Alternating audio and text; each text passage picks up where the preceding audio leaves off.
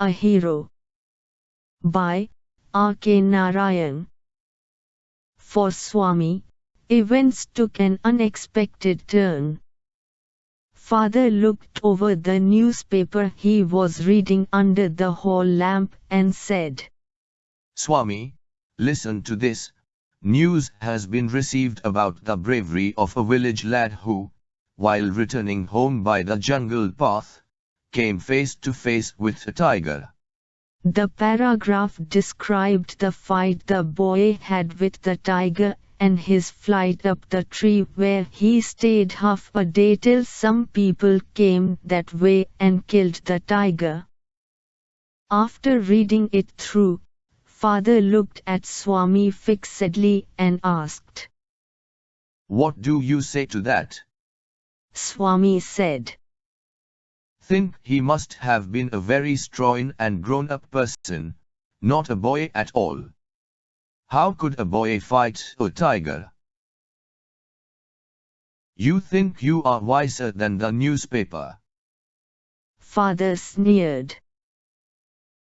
A man may have the strength of an elephant and yet be a coward, whereas another may have the strength of a straw, but if he has courage, he can do anything.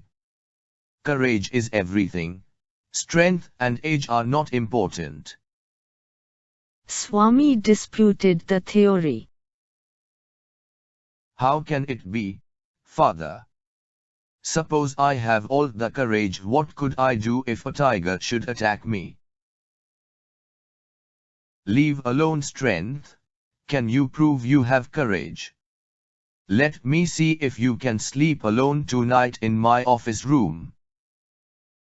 A frightful proposition, Swami thought. He had always slept beside his granny in the passage, and any change in this arrangement kept him trembling and awake all night. He hoped at first that Father was only joking.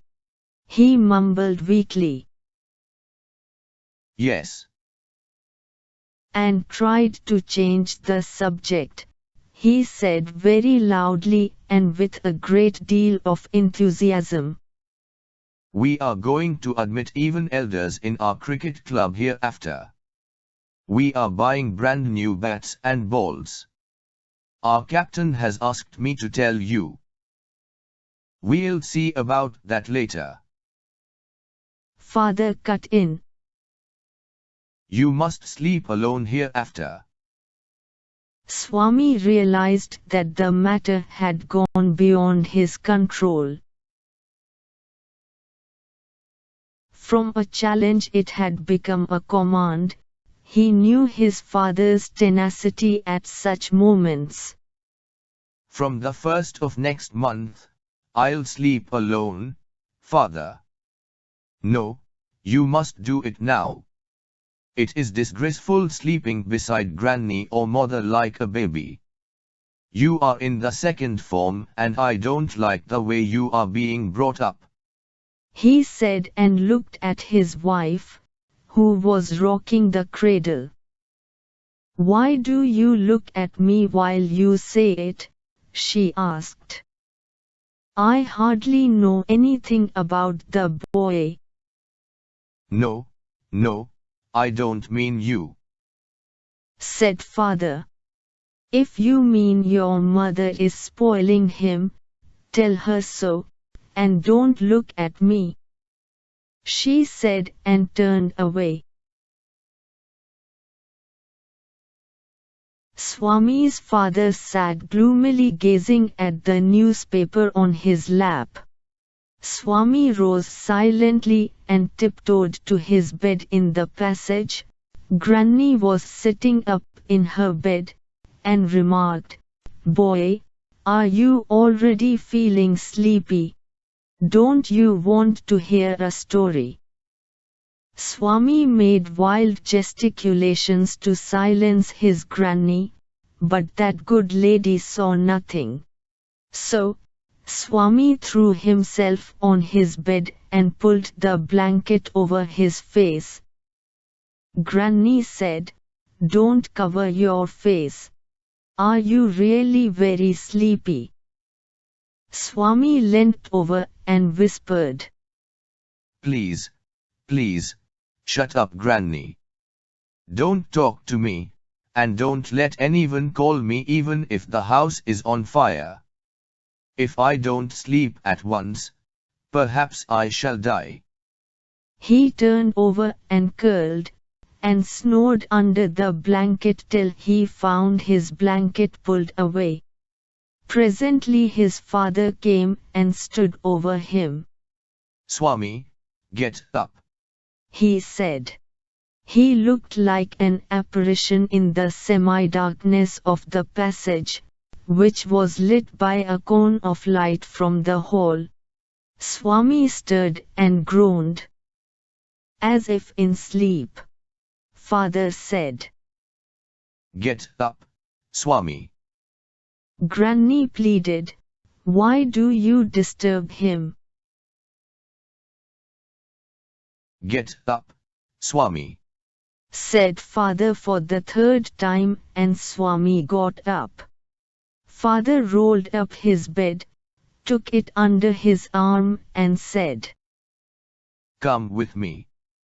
Swami looked at Granny, hesitated for a moment, and followed his father into the office room. On the way he threw a look of appeal at his mother and she said, Why do you take him to the office room?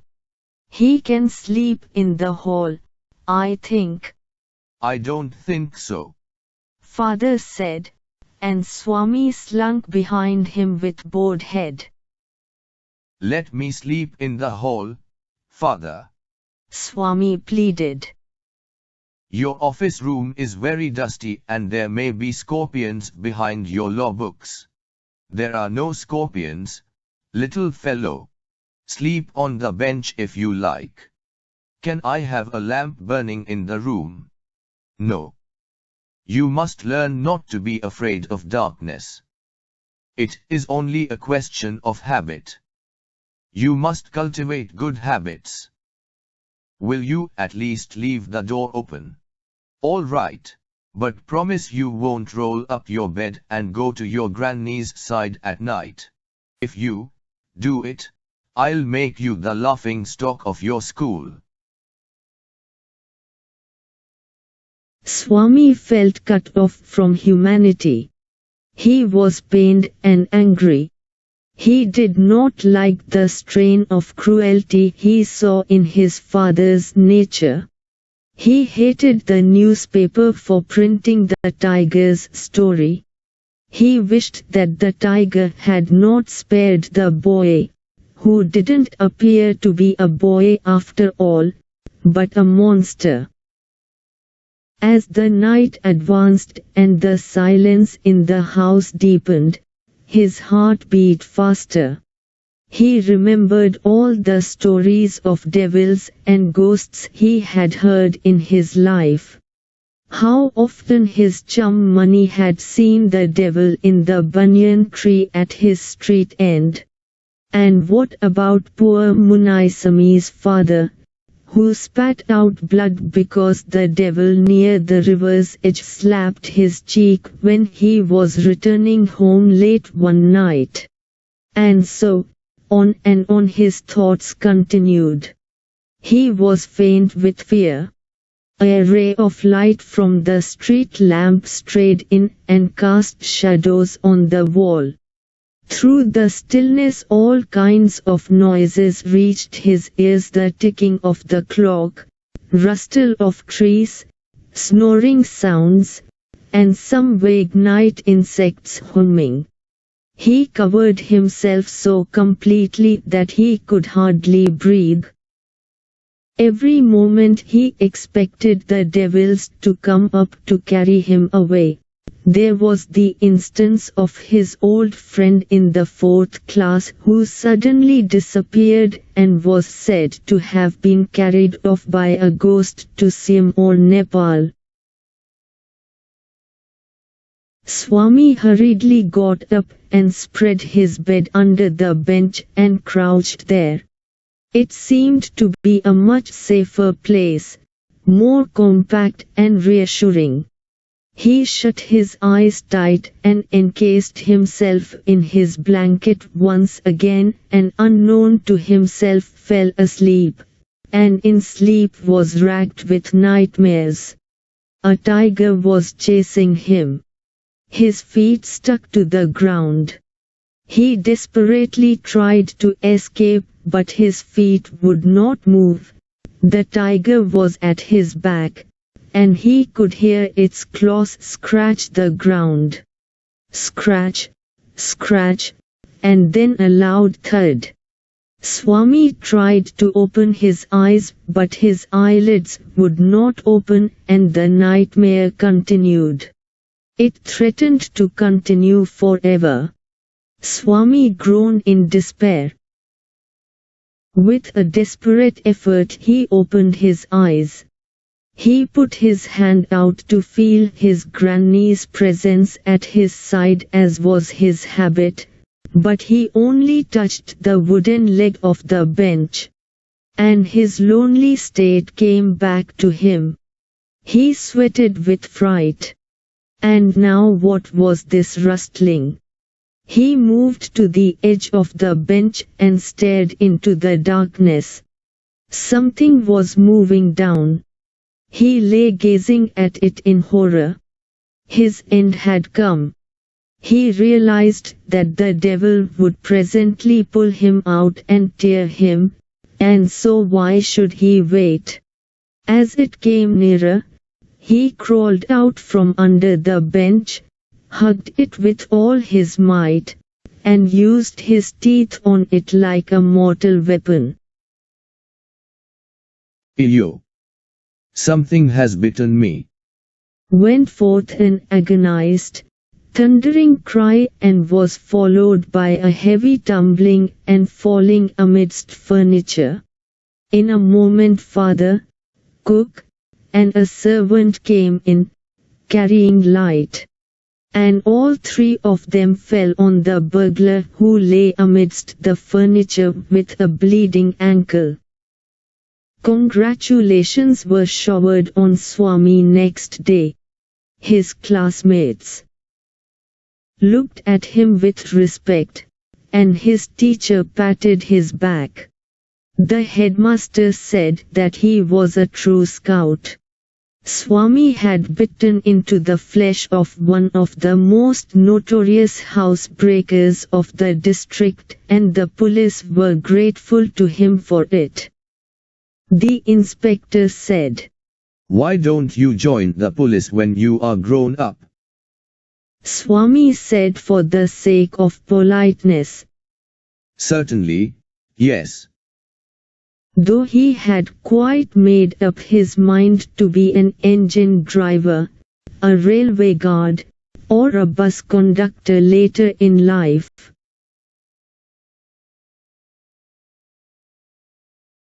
When he returned home from the club that night, father asked, "Where is the boy?"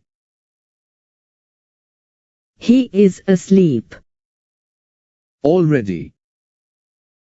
"He didn't have a wink of sleep the whole of last night," said his mother. Where is he sleeping? "In his usual place," mother said casually. "He went to bed at 7:30. Sleeping beside his granny again?" Father said. No wonder he wanted to be asleep before I could return home. Clever boy. Mother lost her temper. "You let him sleep where he likes. You needn't risk his life again." Father mumbled as he went in to change. All right, mollycoddle and spoil him as much as you like. Only don't blame me afterwards. Swami, following the whole conversation from under the blanket, felt tremendously relieved to hear that his father was giving him up.